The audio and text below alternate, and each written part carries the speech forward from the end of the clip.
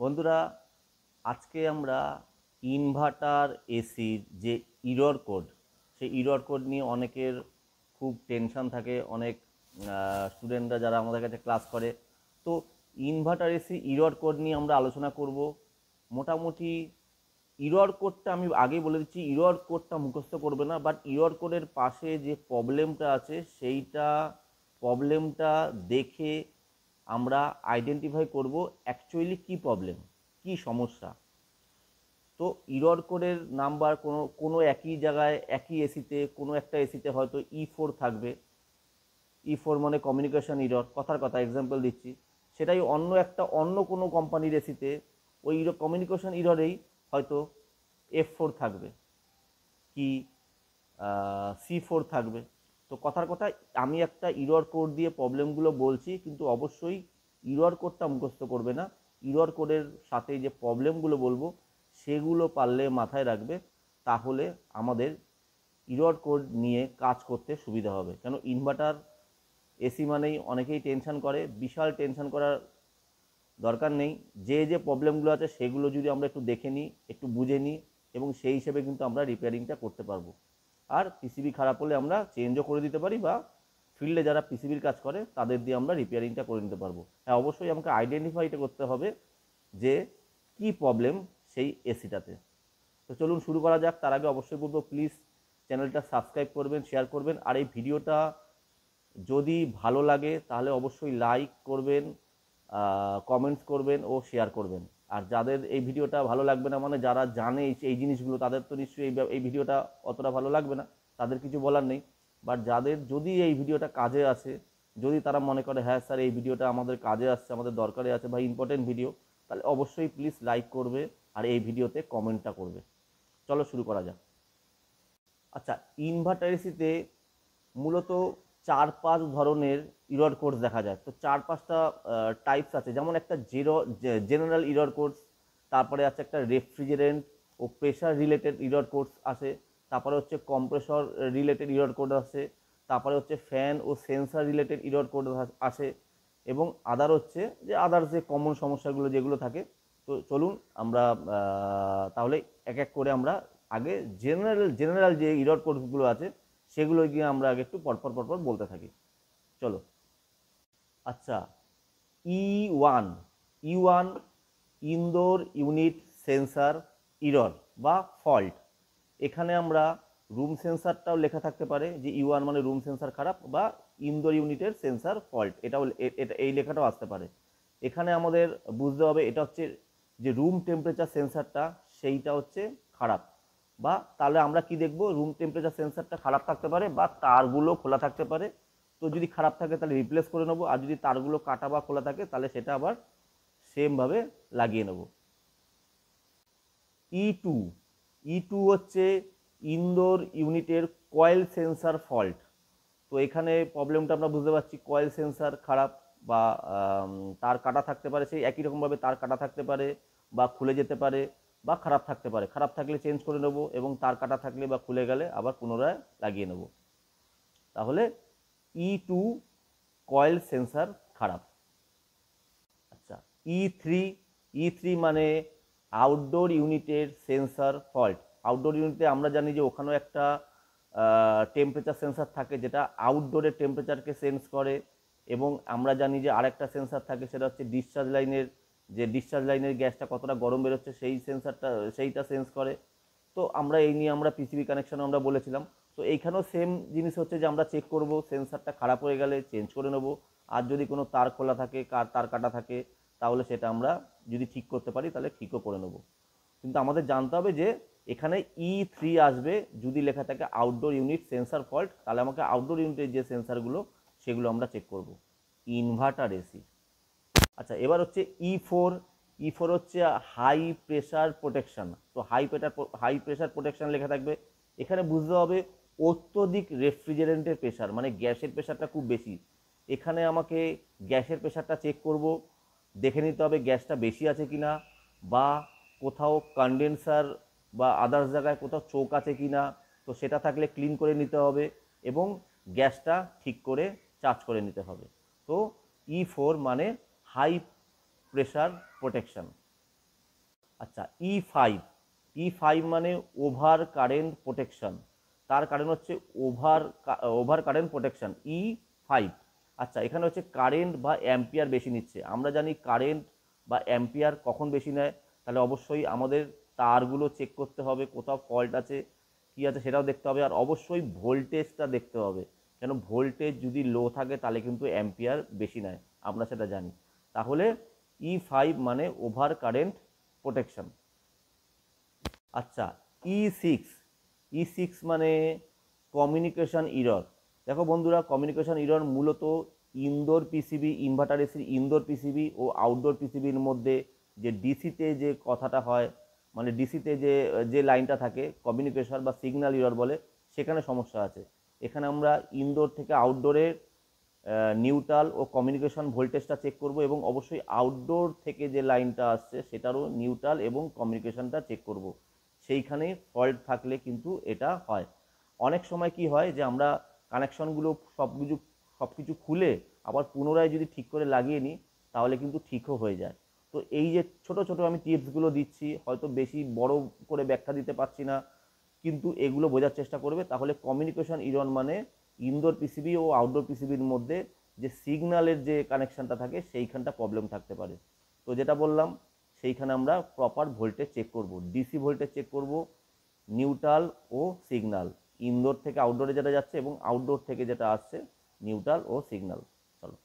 আচ্ছা, ই7 মানে outdoor fan motor error. এখানে আমাদের আউটডোর ফ্যান প্রপারলি, মানে কন্ডেন্সার ফ্যান যেটা বলে, সেটা প্রপারলি চলছে না। তো চেক করুন, কানেকশানগুলো চেক করুন, আর যদি খারাপ থাকে তাহলে চেঞ্জ করে নিন। তাহলে ই7 মানে আউটডোর ফ্যান ইরর, মানে আউটডোর ফ্যান মোটরটা চলছে না। চলো। আচ্ছা, এবার হচ্ছে রেফ্রিজারেন্ট ও প্রেসার রিলেটেড ইরর কোডসগুলো নিয়ে আমরা একটু আলোচনা করব। সেখানে হচ্ছে F0 F0 মানে লো রেফ্রিজারেন্ট মানে গ্যাস কম আছে। তো অবশ্যই গ্যাসটা প্রেশারটা চেক করে নেব, যে গ্যাসই থাকুক, সেটা R22 থাক, R32 থাক বা 410 থাক, সেই গ্যাসের প্রেশার চেক করে আমরা সঠিক গ্যাস চার্জ করব। আচ্ছা, এরপর হচ্ছে F1 ইরর করে আমরা রেফ্রিজারেটর লিক, মানে গ্যাস লিক হচ্ছে, কোথাও লিক হচ্ছে, সেটা আইডেন্টিফাই করতে হবে। আইডেন্টিফাই করার টেকনিকটা আমরা অন্য কোনো ভিডিওতে বলবো বা বলেছিলাম, হয়তো সেগুলো দেখে নেবেন। তাহলে এখানে আইডেন্টিফাই করব গ্যাস কোথায় লিক আছে, সেটা ঠিক করব এবং নতুন করে গ্যাস চার্জ করব। E1 রেফ্রিজারেটর লিক বলে লেখা থাকবে। আচ্ছা, এরপর হচ্ছে পি জিরোতে ইনভার্টার ড্রাইভ প্রবলেম আছে, মানে ইনভার্টার ড্রাইভ এরকম লেখা থাকবে যে P0 ইনভার্টার ড্রাইভ মাল্ট ফাংশন, এরকমভাবে লেখাটা আসবে। তো সেখানে আমরা বুঝতে হবে যে ইনভার্টার ড্রাইভে প্রবলেম আছে, মানে মূলত পিসিবিতে প্রবলেম আছে। তো পিসিবিটা চেক করিয়ে নেব, যারা পিসিবি রিপেয়ারিং করে, খারাপ থাকলে রিপেয়ারিং করব, আর যদি রিপেয়ারিং সম্ভব না হয় তাহলে চেঞ্জও করে দিতে পারি। আচ্ছা, এরপর হচ্ছে P1 P1 মানে লেখা থাকবে পাশে লো প্রেসার প্রোটেকশন।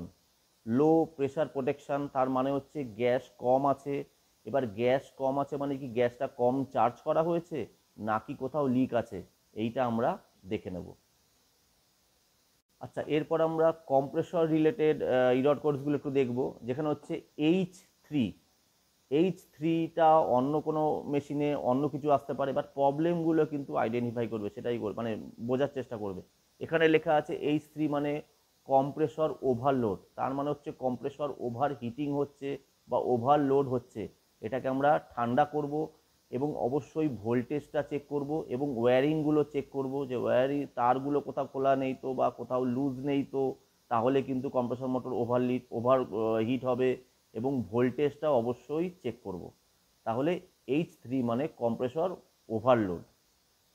আচ্ছা, এরপর হচ্ছে H5 মানে কম্প্রেসর ড্রাইভ ইরর, তার মানে হচ্ছে ডিসি কম্প্রেসরের যে পিসিবিটা আছে, যে কানেকশানটা আছে, সেখানে প্রবলেম আছে। সেই মানে যে লাইনটা ঢুকছে, যেখানে হচ্ছে ইনপুট লাইনটা, সেই জায়গাটা কম্প্রেসর মোটরের প্রবলেম নাকি আমাদের পিসিবি থেকে যে লাইনটা আসছে যেটা ইউভিডব্লিউ, সেখানে প্রবলেম আছে, সেটা আমরা একটু দেখে নেব। তাহলে H5 মানে কম্প্রেসর ড্রাইভ ইরর। আচ্ছা, এরপর হচ্ছে L3 মানে কম্প্রেসর স্টার্ট ফেলিয়ার বা ইরর। তো এখানে এরকম যদি দেখায় যে কম্প্রেসর স্টার্ট ফেলিয়ার বা ইরর দেখায় বা ফল্ট দেখায়, তার মানে বুঝতে হবে যে কম্প্রেসর স্টার্ট নিতে পারছে না। তার মানে আমাদের ওয়্যারিংগুলো একটু চেক করব। সবচেয়ে বেস্ট হয় সেই ওয়্যারিংগুলো প্রপারলি পিসিবি থেকে কানেকশানগুলো খুলে আবার পুনরায় লাগিয়ে নেব, সেটা সবচেয়ে বেটার হয়। আচ্ছা, এরপর আমরা ফ্যান ও সেন্সার রিলেটেড যে ইরর কোডসগুলো হয় সেগুলো নিয়ে একটু আলোচনা করব। এফ থ্রি মানে আউটডোর ইউনিটের ফ্যান ইরর। তো এরকম লেখা থাকবে F3 বা হোয়াট এভার যেরকমই থাক, সেই ইরর কোডের পাশে লেখা থাকবে আউটডোর ইউনিট ফ্যান ইরর বা ফল্ট। তার মানে বুঝতে হবে আউটডোর ইউনিটের ফ্যানটা প্রবলেম আছে, সেটা চলছে না। তাহলে আমরা ফ্যান মোটরটা চেক করব এবং ওয়্যারিংগুলো, তারগুলো, সেগুলো চেক করব, কানেকশানগুলো চেক করব। তাহলে কিন্তু আমরা প্রবলেমটা ওখানে পেয়ে যাব। আচ্ছা, এরপর হচ্ছে সি ফাইভ মানে জাম্পার কানেকশন ইরর। পিসিবিতে অনেক সময় জাম্পার করা থাকে, সেই জাম্পারগুলো কিন্তু প্রবলেম থাকে, জাম্পারগুলো খুলে যেতে পারে। তো সেই জাম্পারগুলো একটু ঠিকঠাক করে দেখে নেব। আচ্ছা, আদার কিছু কমন ইরর কোডস থাকে, সেগুলো আমরা একটু দেখব। যেমন এল ফাইভ হচ্ছে ভোল্টেজ ফ্লাকচুয়েশন ইরর। এইখানে আমাদের পাওয়ার সাপ্লাইতে প্রবলেম আছে, অবশ্যই এটা বুঝে নিতে হবে। তো পাওয়ার সাপ্লাইটা অবশ্যই চেক করে নেব। এছাড়া যদি সবচেয়ে ভালো হয় আমরা ব্যবহার করব ইউজ ভোল্টেজ স্ট্যাবিলাইজারটা ব্যবহার করুন। এবং অবশ্যই ওয়্যারিংগুলো, তারগুলো, কানেকটারগুলো একটু চেক করে নিন, সে কোনো প্রবলেম থাকতে পারে। আচ্ছা, এরপর হচ্ছে এইচ সিক্স মানে no feedback from indoor fan motor. তার মানে হচ্ছে ইনডোর যে ব্লোয়ার ফ্যানটা থাকে, সে ব্লোয়ার ফ্যান মোটরটা ফিডব্যাক পিসিবিকে দিচ্ছে না। তো যার ফলে আমাদের এই H6 no feedback from indoor fan motor এটা আসবে। তো এখানে আমরা অবশ্যই ওয়্যারিংগুলো একটু চেক করে নেব, আর যদি খারাপ থাকে তাহলে চেঞ্জ করে নেব। আচ্ছা, আরেকটা থাকে হচ্ছে ইউ ওয়ান মানে ভোল্টেজ ড্রপ ইরর। এই ভোল্টেজ ড্রপ ইররটাও যদি আপনারা দেখেন লেখা আছে, তার মানে বুঝতে হবে যে ভোল্টেজ ড্রপ প্রবলেম হচ্ছে। এখানে অবশ্যই স্টেবিলাইজার ব্যবহার করা উচিত এবং তার সাথে অবশ্যই ওয়্যারিংগুলো একটু চেক করে নেব। আচ্ছা, এরপর হচ্ছে ইউ থ্রি হচ্ছে ইউনিট প্রোটেকশন মোড। এটা এসিতে কিছু প্রবলেমের জন্য মাঝে মাঝে প্রোটেকশন মোডে চলে যায়। তো এইটা একটা সেটিংয়ের প্রবলেম থাকে। আমি বলবো এটা রিসেট করে নিলে কিন্তু আবার এটা ঠিক হয়ে যাবে। তাহলে বন্ধুরা অবশ্যই জানাবেন কেমন লাগলো ইরর কোর্স রিলেটেড কিছু কোর্স এবং তার প্রবলেমগুলো বললাম। যদি ভালো লাগে ভিডিওটা লাইক করবেন, কমেন্ট করবেন, যাদের ভিডিওটা মনে হবে দরকার আছে, কাজে এসেছে তাদের জন্য। আচ্ছা, আর একটা ইরর কোড আসে, যেটা ইরর কোড যাই থাক, কিন্তু ইরর কোডের সাথে এই প্রবলেমটা আসতে পারে যে আউটডোর ইউনিটের সেন্সার ফল্ট বা কম্প্রেসর মোটর চলছে না। আমরা আউটডোর ইউনিটের সেন্সারগুলো একটু চেক করে নেব। আমরা জানি আউটডোর ইউনিটে কী কী সেন্সার থাকে। একটা কনডেনসার সেন্সার থাকে, কনডেনসার কয়েলটা প্রপার গরম হচ্ছে কি না, কতটা গরম হচ্ছে। একটা ডিসচার্জ পাইপ সেন্সার থাকে, ডিসচার্জ লাইন দিয়ে যে গ্যাসটা ফ্লো করে সেই রেফ্রিজারেন্ট, সেইটার একটা সেন্সার হয়। আর একটা হচ্ছে অ্যাম্বিয়েন্ট সেন্সার মানে আউটডোর ইউনিটের টেম্পারেচার সেন্সার। যেমন রুম টেম্পারেচার সেন্সার হয়, তেমনি আউটডোরের যে গরম, কতটা গরম, সেই টেম্পারেচারটা সেন্স করে। তো এটাকে বলে অ্যাম্বিয়েন্ট সেন্সার। অবশ্যই সেন্সারগুলো আমরা চেক করব। আচ্ছা, এরপর হচ্ছে ই থ্রি মানে মেমোরি ইরর। যে মেমোরি বা ইপ্রম থাকে পিসিবির মধ্যে, সেটা প্রবলেম আছে। অ্যাকচুয়ালি এটা পিসিবির ফল্ট। তো ওটা দেখে নেবো আমরা, বা পিসিবি রিপেয়ারিং করা যায় বা চেঞ্জ করা যায়, দুটোর মধ্যেই করতে পারবেন। আচ্ছা, এরপর হচ্ছে ই6, সেটা হচ্ছে জিরো ক্রসিং ইরর। দেখুন, পিসিবি থেকে ভোল্টেজ কিন্তু যাতায়াত করে, সেখানে এই ভোল্টেজের প্রবলেম থাকলে, মানে ইনডোর থেকে আউটডোর এবং আউটডোর থেকে ইনডোরে যদি ভোল্টেজের প্রবলেম থাকে, পিসিবি থেকে পিসিবি যে ভোল্টেজটা যে ট্রাভেল করে, সেখানে প্রবলেম থাকে, কিন্তু ওটাকে বলে জিরো ক্রসিং ইরর। এটা পিসিবির ফল্ট। আচ্ছা, এরপর হচ্ছে A5 হিট সিং ইরর। তো হিট সিংটা হচ্ছে, দেখো আমাদের পিসিবির মধ্যে অনেক রকম আইসি থাকে, আমাদের অনেক রকম আরও অনেক রকম পার্টস থাকে, সেগুলো যখন পিসিবিটা যখন হিট হয় তো হিটটাকে অ্যাবজর্ব করে এই হিটসিঙ্ক। এই হিটসিঙ্ক একটা অ্যালুমিনিয়াম প্লেট, দেখবে পিসিবির মধ্যে একটা অ্যালুমিনিয়াম প্লেটের মতন থাকবে, সেটাই কিন্তু এই পিসিবির যে হিটটা আছে সেটা অ্যাবজর্ব করে নিয়ে নেয়। কেননা পিসিবির মধ্যে তো আমরা ফ্যান লাগাতে পারবো না, ফ্যান তো থাকা সম্ভব না। তাই পিসিবি যদি ওভার হিট হয়ে যায় তখন এই অ্যালুমিনিয়াম প্লেটটা বা এই হিটসিঙ্ক কিন্তু হিটটা অ্যাবজর্ব অতটা ভালো করতে পারে না, তখন প্রবলেম দেখা দেয়।